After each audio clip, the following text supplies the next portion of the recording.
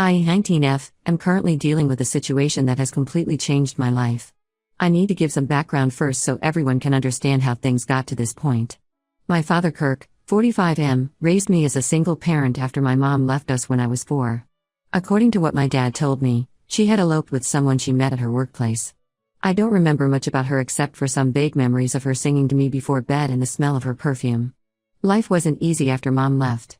Dad started working double shifts at different places to support us. During the day, he worked as a warehouse worker, and at night he would do various odd jobs like being a security guard or working at gas stations.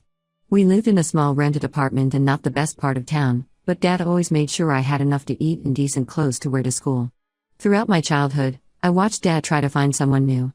He got into different relationships, but none of them lasted more than a few months. Some of these women were nice to me, like Linda, who used to bake cookies for me and help me with my homework. Others made it clear they weren't interested in being a stepmother to a young girl. One woman, Margaret, even told Dad straight to his face that she didn't want to date someone with a kid. I remember hearing them argue about it late at night when they thought I was asleep. The only constant support system in our lives was my Uncle Richard, 48M, Dad's elder brother. He helped us whenever we needed it, especially with my education expenses. He would often buy me books and school supplies without even telling my dad because he knew Dad's pride would never let him accept help directly. When I needed a laptop for school projects, Uncle Richard bought it as my birthday present so Dad couldn't refuse. He was also the one who encouraged me to focus on my studies and aim high, always telling me that education was my ticket to a better life. I worked really hard throughout high school, often studying late into the night after finishing my part-time job at a local diner. I managed to get excellent grades and was involved in several school clubs. My teachers encouraged me to apply to top universities, saying I had a real shot at getting in. I applied to several colleges and got accepted into my dream university, which has one of the best programs for my chosen major. The problem was that it would cost way more than what we could afford. I knew Dad was already struggling with our regular expenses and working extra hours just to pay rent. Over the past year, I had noticed some changes in his behavior. He had started hanging out with some new friends who seemed to be into gambling. He would come home late smelling of cigarettes and alcohol, sometimes excited about winning some money, other times quiet and angry after losing. I decided to approach Uncle Richard for help. He was doing well financially with his own business and had always been supportive of my education. When I told him about the college acceptance and explained our financial situation, he immediately agreed to help. He said he would pay for my first year's tuition and help me figure out scholarships and part-time work for the remaining years. He even offered to help me find a cheap apartment near campus. Everything seemed to be working out until last month. Uncle Richard had agreed to send the money for my tuition and first semester's housing. Dad had convinced him to send it to his account instead of directly to the college, saying he would take care of the admission process since he was my legal guardian. I didn't think much of it at the time since Dad had always been responsible with money meant for my education, even when we were struggling. But then I started noticing Dad acting strange. He was staying out later than usual and seemed nervous whenever I mentioned college. One night, I couldn't sleep because of stress about the upcoming admission deadline, and I heard him on the phone in the kitchen. He was talking to one of his gambling buddies about losing a huge amount in poker games and needing to win it back. My heart sank as I listened to him talk about borrowing money from different people to try to recover his losses. When I confronted him about it the next morning, he first tried to deny everything. He said I must have misunderstood the conversation. But when I kept pushing and told him I would call Uncle Richard to ask about the money, he finally broke down and admitted that he had lost most of the tuition money gambling. He tried to justify it by saying he was sure he could win it back with just a few more games, and that he only took the money temporarily. He promised he would figure something out before the college admission deadline. I was devastated. This was money meant for my education, my future. All those nights studying, all those extra hours working at the diner, everything I had worked for was slipping away because of his gambling addiction. I immediately called Uncle Richard and told him everything through tears. He was furious. He tried talking to Dad, but Dad just kept making excuses and promises about getting the money back soon. The worst part was that he didn't even seem to understand how badly he had betrayed my trust. The college admission deadline is approaching fast, and I don't know what to do.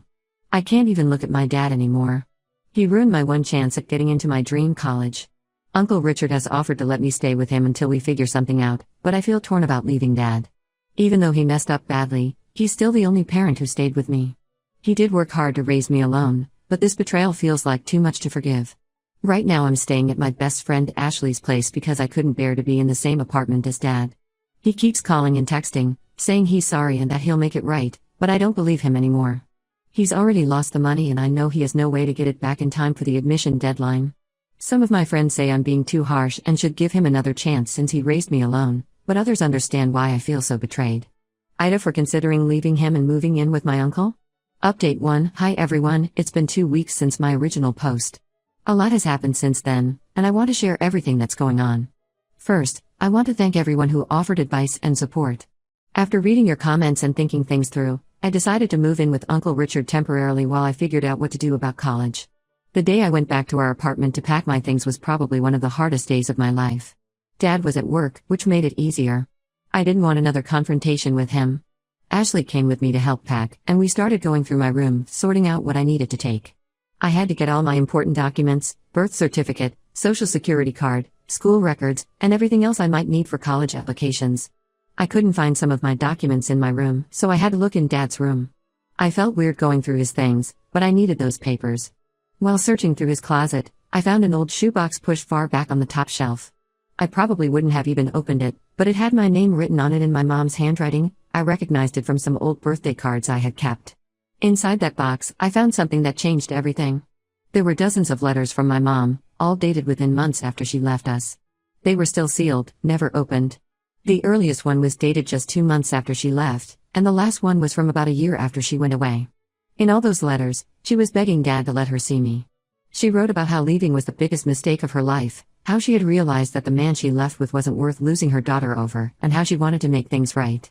Some letters had tear stains on the envelopes. In one of them, I could feel something inside. It turned out to be a small heart-shaped locket with my baby picture in it. She had written that she wanted me to have it, even if she couldn't give it to me herself. Reading those letters made me feel sick to my stomach. Dad had always told me that Mom never tried to contact us after leaving, that she had completely abandoned me and didn't care about what happened to me. I took all the letters with me and spent the whole night reading them at Ashley's place. Each one felt like a punch to the gut.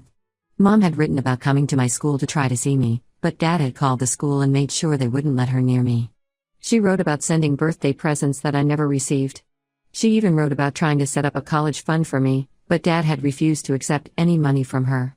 The next day, I went to confront Dad about the letters. He was home when I got there, sitting on the couch watching TV like nothing was wrong.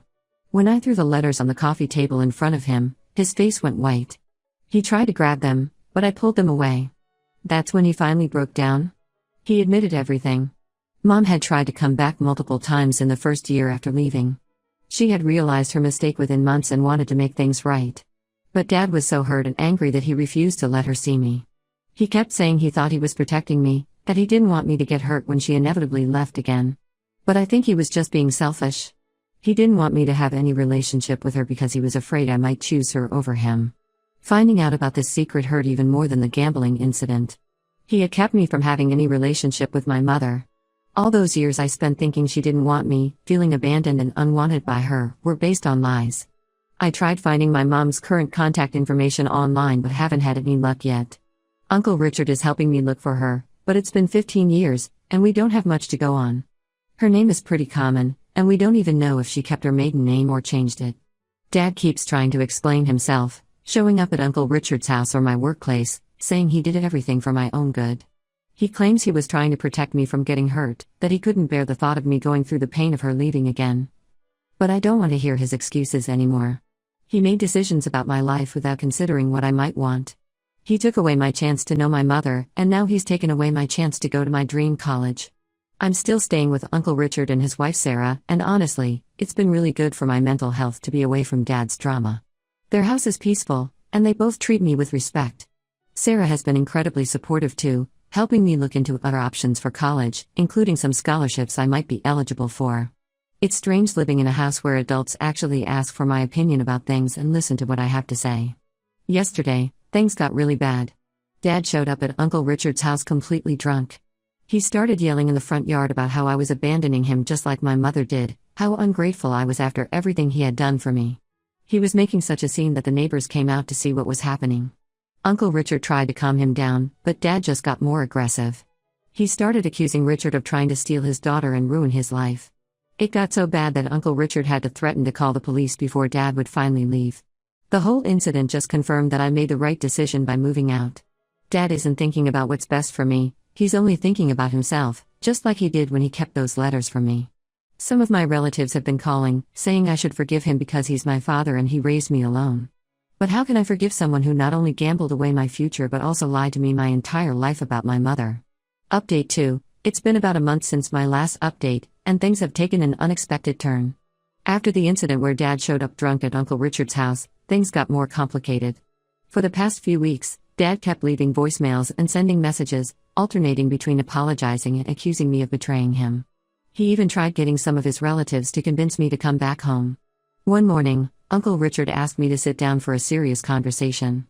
He and Sarah had been discussing something important, and they wanted to talk to me about it. At first, I was worried they were going to ask me to leave because of all the drama Dad was causing. Instead, they told me they wanted to formally adopt me. I was completely shocked by this offer. Uncle Richard explained that he had always felt responsible for me, especially since he knew about Dad's gambling problems long before the college money incident. He revealed some things that made me understand the situation better. Apparently, Dad's gambling wasn't a recent problem like I had thought. He had been struggling with it for years, probably since I was in middle school. Uncle Richard had tried to help him multiple times over the years, but Dad always refused to admit he had a problem. Whenever he lost money gambling, he would come to Uncle Richard asking for loans, always claiming it was for my education or our living expenses. Uncle Richard showed me a notebook where he had kept track of all the money Dad had borrowed over the years. The amounts were shocking. There were loans for supposed school trips that I never went on, textbooks that were never bought, and even medical expenses for treatments I never received. Richard kept helping because he didn't want me to suffer, but he realized now that he should have taken more direct action sooner. Sarah then shared her perspective. She had been watching the situation for years and had often suggested to Richard that they should do more to help me directly instead of enabling Dad's behavior. She said she had always thought of me as part of their family anyway, and making it official would just be formalizing what they already felt. The adoption offer came with another surprise. Uncle Richard and Sarah said they would fully support my college education, including helping me get into my dream university next year. They suggested I take this year to work part-time, possibly intern at Uncle Richard's company, and retake some classes to improve my application. They even offered to help me find a therapist if I wanted to talk to someone about everything that had happened. While I was still processing all this information, Uncle Richard revealed one more thing. He had hired a private investigator to look into Dad's gambling debts. He wanted to make sure there weren't any dangerous people Dad owed money to who might come looking for payment. The investigation revealed that Dad had taken out several high-interest loans from some shady lending companies. He had even put up our rental apartment security deposit as collateral for one of these loans. After learning all this, I decided to accept their offer of adoption. It wasn't an easy decision to make. Despite everything, there was still a part of me that felt guilty about legally separating myself from Dad. But I knew it was the right choice for my future. Uncle Richard and Sarah could provide the stability I needed to achieve my goals, and more importantly, they respected me enough to be honest with me. Dad found out about this somehow, probably through one of the relatives he had asked to talk to me. He completely lost it. He started sending me angry messages, accusing me of betraying him and saying I was letting Uncle Richard steal his daughter. He claimed that Richard had always been jealous of him and had planned this all along. When I didn't respond to his messages, he started posting angry rants on social media about how his daughter and brother had betrayed him. I blocked his number and all his social media accounts. Uncle Richard's lawyer advised us to keep records of all his messages and posts in case we needed them for the adoption process or had to file for a restraining order. The lawyer also helped us start the adoption paperwork. Since I'm over 18, the process should be relatively straightforward, but we still need to go through all the legal steps.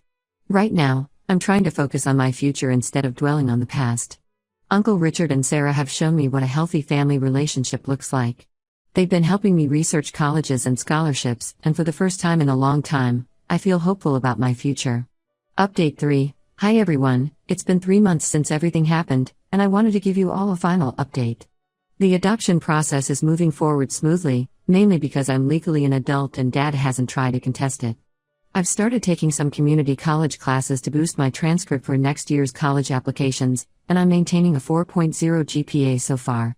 Living with Uncle Richard and Sarah has shown me what a stable, supportive family environment feels like. They actually ask about my day and remember the details I tell them. When I mentioned being interested in economics, Uncle Richard brought home some books on financial markets and offered to let me intern at his company's finance department. Sarah has been teaching me how to drive, something Dad always said he didn't have time for. The biggest news is that I finally managed to find my mom through social media. After weeks of searching and following different leads, I found her profile. She's living in Colorado now, married to someone different from the person she left with, and has 2 kids. I have half-siblings I never knew about. I spent days trying to decide whether to contact her or not. Finally, I sent her a message explaining who I was. She responded within minutes, and we ended up having a long video call where we both cried a lot. She explained her side of the story, how young and unhappy she had been in her marriage with Dad, how the other man had convinced her she deserved better, and how quickly she realized she had made a terrible mistake. She showed me a box where she had kept every newspaper clipping about my school achievements that she could find online or through distant relatives. While I'm not ready to have a close relationship with her yet, it feels good to at least know the truth. She's been very respectful of my boundaries and hasn't pushed for more than I'm comfortable with. She just wants me to know that she never stopped thinking about me and that she's there if I ever want to know more about her side of the family. My half-siblings, who are 8 and 10, were excited to learn they had a big sister. Dad made one last attempt to reconcile last week. He showed up at my workplace, saying he had joined Gamblers Anonymous and was getting help. He looked better, more put together than the last time I saw him. He said he was 6 weeks sober and had started seeing a counselor about his gambling addiction. While I'm glad he's trying to get better, I told him it was too late to fix our relationship. He kept too many secrets, told too many lies, and betrayed my trust too many times.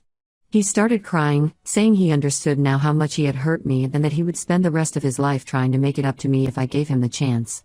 But I realized that I don't want to spend my life waiting for him to become the father I needed.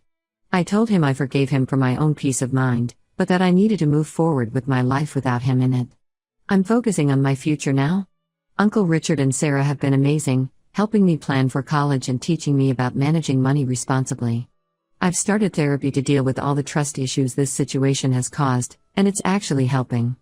I'm even thinking about majoring in psychology now, alongside economics. Sometimes I feel sad about how things ended with Dad, but I know I made the right choice for myself. My therapist says it's okay to miss the good parts of our relationship while still acknowledging that it wasn't healthy. I hope Dad sticks with his recovery program and builds a better life for himself. But my life is with Uncle Richard and Sarah now, and for the first time in years, I feel like I can actually plan for my future without worrying about everything falling apart. I probably won't update again unless something major happens. Thank you all for your support throughout this journey. It really helped to have people validate my feelings and support my decisions during this difficult time.